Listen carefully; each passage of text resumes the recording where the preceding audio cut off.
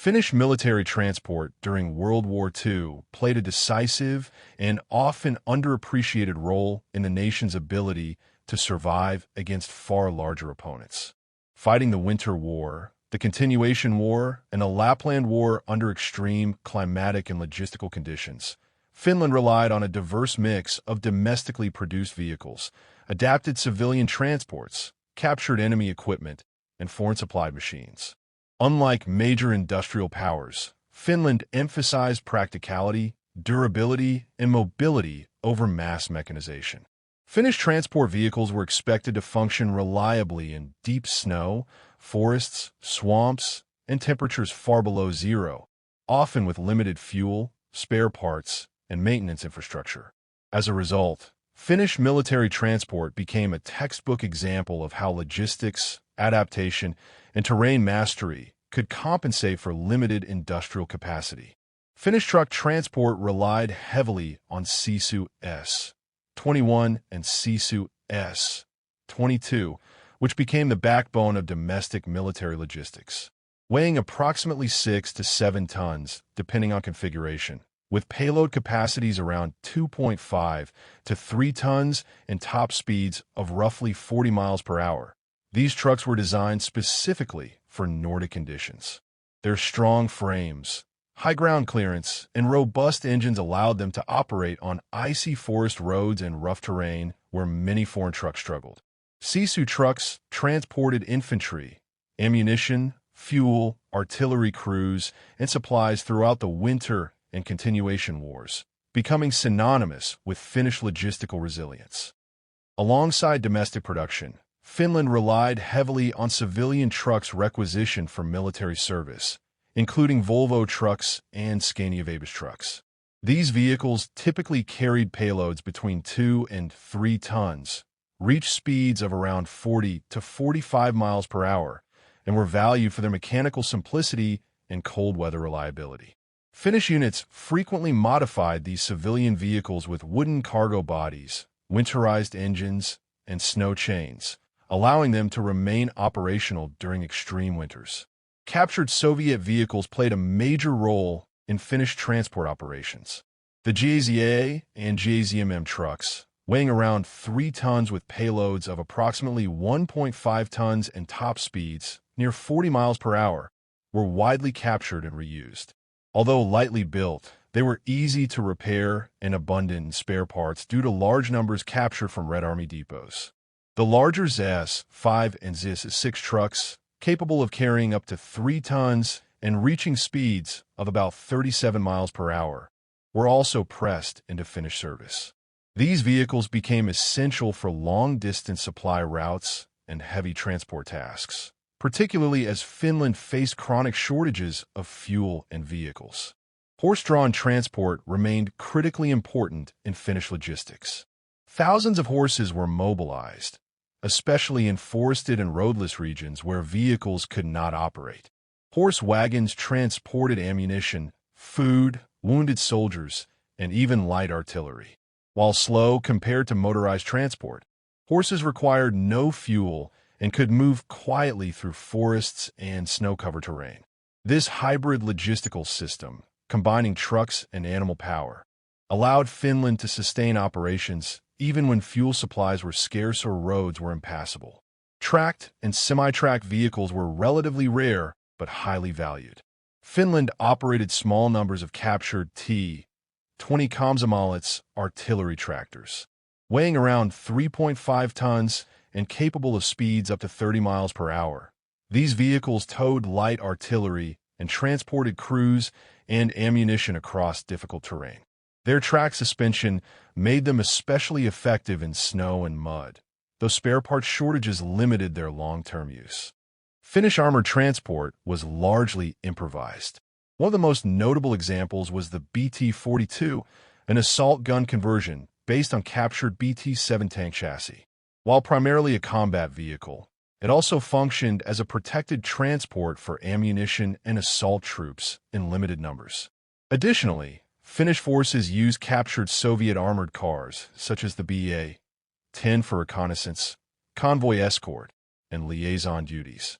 Weighing around 5 tons and capable of speeds up to 33 miles per hour. These vehicles provided mobility and limited protection for transport and security roles. Motorcycles played a vital role in Finnish communications and reconnaissance. Finnish units used BMW R12, BMW R75, and captured M72 motorcycles. With top speeds ranging from 55 to 60 miles per hour, these machines were used for dispatch riding, route reconnaissance, and command liaison. Motorcycles were especially useful in forested areas where narrow paths limited truck movement, allowing rapid communication between dispersed units. Sled transport was a uniquely Finnish logistical solution.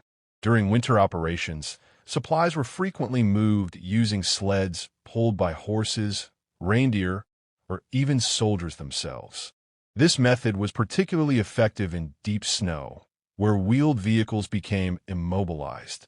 Sled columns transported ammunition, food, and wounded personnel silently and efficiently, contributing significantly to Finnish operational flexibility during winter campaigns. Rail transport formed another critical component of Finnish logistics. Military freight trains and armored trains moved troops, vehicles, and supplies across long distances.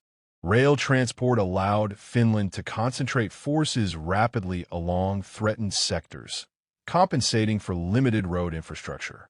Trains also transported captured vehicles and equipment for reuse, reinforcing Finland's resource-efficient approach to warfare. Naval transport vehicles on lakes and rivers supported ground operations, particularly in eastern Finland. Motorboats, barges, and small auxiliary vessels transported troops, supplies, and artillery across lakes such as Ladoga and Saimaa. These craft extended Finland's logistical reach into otherwise inaccessible areas, supporting flanking maneuvers and resupply operations along water routes. Finland also operated limited numbers of German-supplied vehicles later in the war. German trucks, such as the Opel Blitz, weighing around 3.5 tons with payloads of 3 tons and top speeds near 50 miles per hour, supplemented Finnish transport units. These vehicles were valued for their reliability, but were always secondary to Finnish and captured Soviet equipment due to supply constraints. A distinctive feature of Finnish transport was experimentation with alternative fuel. Many trucks, including Sisu, GZ, and ZS models, were fitted with wood gas generators, allowing them to operate on gasified wood instead of gasoline. This innovation enabled continued mobility despite severe fuel shortages and became a hallmark of Finnish wartime ingenuity. Heavy-duty domestic transport was reinforced by Sisu SH-15 and Sisu SH-16, later war Finnish truck designs optimized for military use. With payloads of around 3 tons and strong low-speed torque, they were especially suited for towing artillery and operating on forest roads damaged by frost and shelling. Finland also employed numerous Ford V8 trucks, originally civilian models requisitioned for military service. These vehicles typically carried 1.5 to 2 tons, reached speeds near 45 miles per hour, and were appreciated for their powerful engines and ease of maintenance. They were commonly used for troop movement and supply convoys behind the front lines. Additional captured Soviet transport included YAG-6 trucks, heavier 6-wheeled vehicles capable of carrying up to 5 tons. Though fuel-hungry and mechanically demanding, they were used for heavy logistics tasks when available, particularly in rear-area supply roles. Light transport and liaison duties were often handled by GZ-67 light utility vehicles, Soviet equivalents to the Jeep, captured in limited numbers. Weighing around 3,300 pounds and capable of speeds near 55 miles per hour, they were used for command transport and reconnaissance, especially when spare parts could be secured.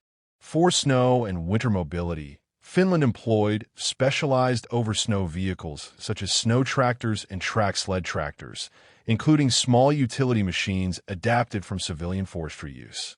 These vehicles towed supply sleds, evacuated wounded personnel, and transported ammunition across frozen lakes and deep snowfields where wheeled vehicles were useless.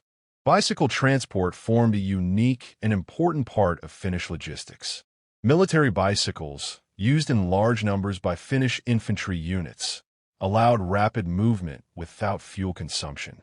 Though slow compared to motor vehicles, bicycles were silent, reliable, and well-suited to forest trails and rural roads, enabling flexible troop movement and courier duties. German cooperation also introduced limited numbers of Sd.Kfz, 7 artillery tractors, and Opel Maultier half-tracks into Finnish service late in the war. These vehicles provided improved traction in mud and snow, though their numbers were too small to significantly alter overall logistics. Ultimately, Finnish transport vehicles were not about technological superiority, but about endurance, ingenuity, and integration with terrain and climate. Trucks, captured vehicles, horses, sleds, motorcycles, boats, and trains formed a flexible logistical network that allowed Finland to sustain prolonged warfare under extreme conditions. These transport systems enabled rapid troop movements, reliable supply chains, and effective evacuation of wounded soldiers, directly influencing Finland's ability to resist and survive. World War II demonstrated that logistics defines the limits of military power, and Finland's experience proved that intelligent adaptation and efficient use of limited resources could offset numerical and industrial disadvantages. Finnish transport vehicles, humble, rugged, and relentlessly practical, became one of the hidden foundations of the nation's wartime resilience. If you enjoy deep military history, rare World War II transport vehicles, and detailed analysis of overlooked nations and their wartime logistics, subscribe now, because even more massive profiles and expanded historical deep dives are coming soon.